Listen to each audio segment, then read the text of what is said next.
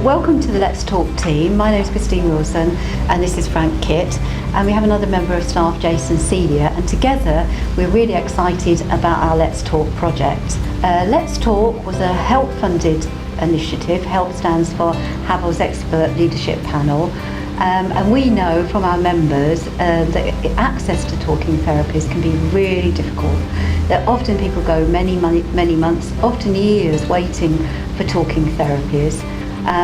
They're left on medication for a long time, and so this project is about raising awareness of talking therapies and helping our client group, people with serious and enduring mental illness, to be able to access talking therapies more quickly. Some people refer to cognitive behavioural therapy, but there's family therapy, there's lots and lots of different types of talking therapies, and they're usually delivered by a counsellor or a psychotherapist. Typically, you'll have a series of sessions with a counsellor or psychotherapist, and in those sessions, first of all, the counsellor will be helping you to establish a relationship with her or him so that you can explain what your difficulties are and look at some of the emotional problems and behaviours that are stopping you living the life that you want to live.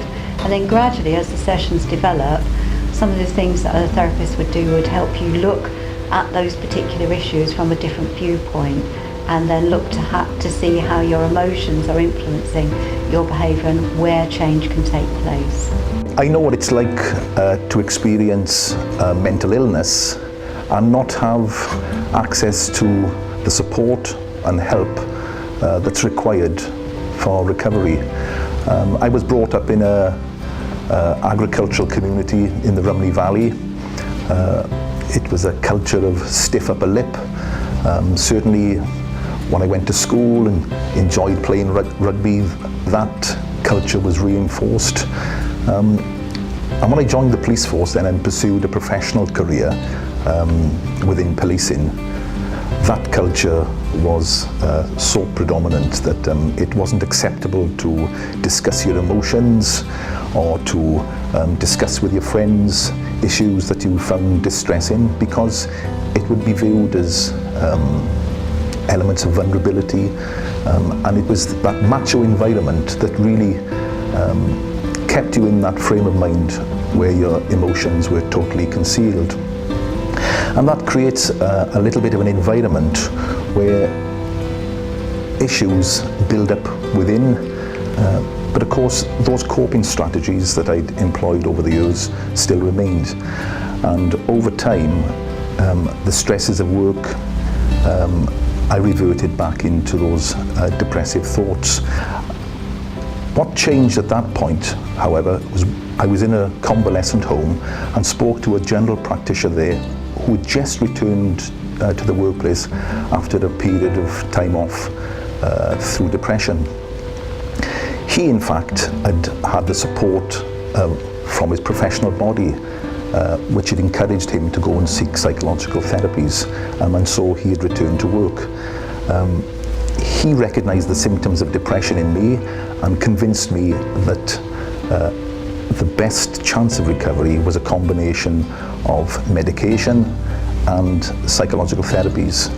When I look back really on some of the pivotal things that initiated those changes, it was that understanding nature from the GP who spoke openly about mental health, the first sessions of psychological therapies in combination with the medication. And there's no doubt about it that it's absolutely turned my life around. It's made me a happier individual. My family life is a lot more happier and settled, and I don't think that if I hadn't received psychological therapies, I don't think I'd be here today talking to you about it.